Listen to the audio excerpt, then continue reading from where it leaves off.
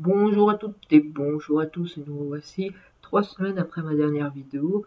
Donc là, normalement, vous devriez avoir une nouvelle vidéo sur un grand thème, sur un point particulier, sur comment marche Internet, etc. Le problème, c'est qu'actuellement, je n'ai pas vraiment le temps à consacrer à ce projet, tout simplement parce que j'ai la rentrée, j'ai d'autres projets personnels informatiques, d'autres qui ne sont pas informatiques, diverses autres choses, qui fait que je n'ai pas vraiment de temps actuellement. Donc je vous prie de m'excuser. Après, je ne vais pas vous laisser sur votre faim. Je ne vais pas vous laisser attendre des mois pour la prochaine vidéo. Je vais essayer quand même de vous fournir un peu de contenu. Donc qu'est-ce que je vais vous faire si ce n'est pas une vidéo sur un thème donné, etc. Eh ben ce que je vous propose, c'est un exercice d'algorithmique. Donc là, ça va nous changer un peu de ce que l'on fait habituellement. En gros, je vais vous proposer un exercice, donc ça veut dire que je vais vous donner un sujet. Vous allez travailler chez vous pendant un moment, si vous avez envie, hein, bien sûr. Et dans quelques semaines, je donnerai une autre vidéo qui sera la solution à ce sujet. Donc comme je le disais, c'est un exo algorithmique, donc le but est de faire travailler vos méninges, hein, faire travailler votre logique, etc. Donc je ne vais pas vous demander de faire des systèmes de news, ou des systèmes de commentaires, ou des systèmes de connexion, parce que ça c'est du code, mais c'est pas vraiment... Il n'y a rien de difficile en termes d'algorithmique. Un système, enfin, un problème d'algorithmique, ce serait plus faites-moi un tri à bulles ou faites-moi une recherche dichotomique. Je vous demande de remplir un tableau avec des nombres consécutifs en spirale. Je m'explique. Vous faites un formulaire comme celui-là. Vous mettez la taille du tableau, le pas. Le pas étant facultatif, par défaut, il vaudra 1. On met une taille de tableau. Donc par exemple, moi je vais mettre 5. Donc la taille du tableau est variable. Et on se retrouve avec un tableau qui est carré, je précise. Donc ici, on a 5 cases et ici, on en a 5. Je ne suis pas non plus salaud au point de vous mettre des tableaux non carrés. Et le but, c'est de le remplir en spirale, comme vous pouvez le voir actuellement.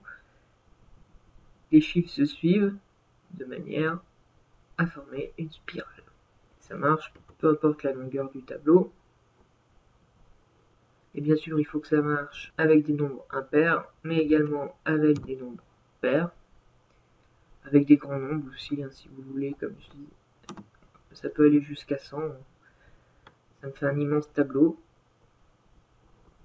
Mais quoi qu'il arrive, ça marche. Là, par exemple, si je mets 6, hop.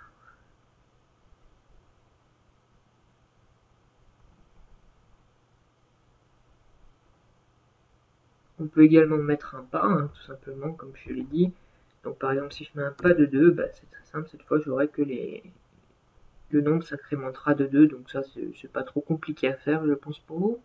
Donc voilà ce que je vous demande de faire, c'est tout simplement remplir un tableau avec des nombres consécutifs, le tout en spirale.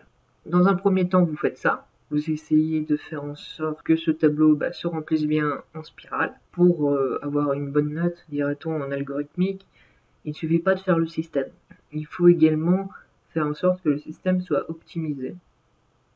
Donc il y a plusieurs sortes d'optimisation. Soit on optimise les côtés mémoire, donc tout ce qui est nombre de variables et données stockées, ou alors on optimise le traitement, c'est-à-dire tout ce qui est le nombre d'instructions à faire, etc. En l'occurrence, moi ce que je vais vous demander, c'est de limiter le nombre de boucles. C'est une petite contrainte, si vous avez terminé, essayez de limiter le nombre de boucles, on peut le faire en 3.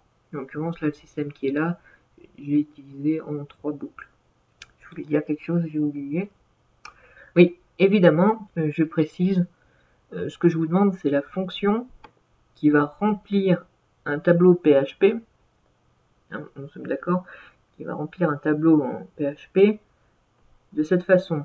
La fonction qui affichera, ou la fonction ou le code qui affichera ce tableau sous forme d'un tableau HTML et qui le remplira avec les données du tableau, ne compte pas dans l'exercice.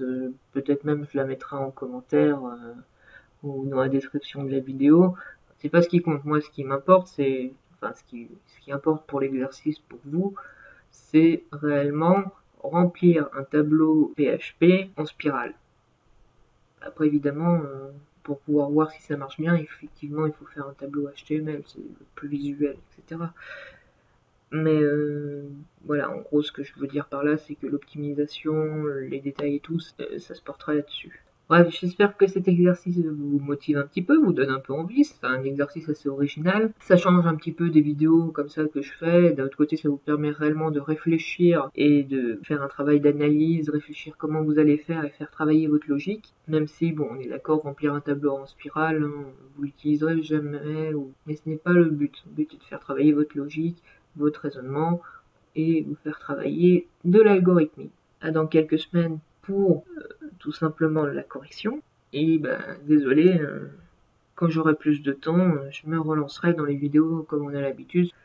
Merci et au revoir.